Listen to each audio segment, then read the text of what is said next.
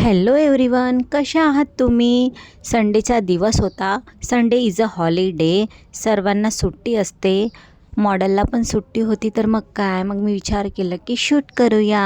Model म्हणजे कोणी नाही तर माझी ते कझनच आहे.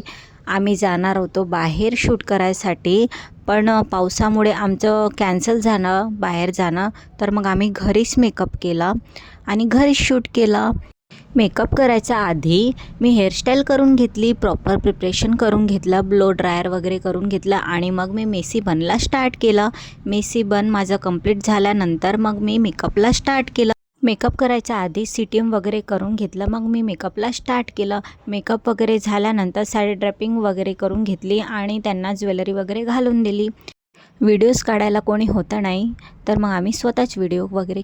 पाऊस आला, आमचं बाहेर जाणं कॅन्सल झालं. व्हिडिओज काढायला वगैरे कोणी होतं नाही, म्हणून मी माझं काम थांबवलेलं नाही. मी माझं काम प्रॉपर केलं आणि कामामध्ये नो कॉम्प्रोमाइज.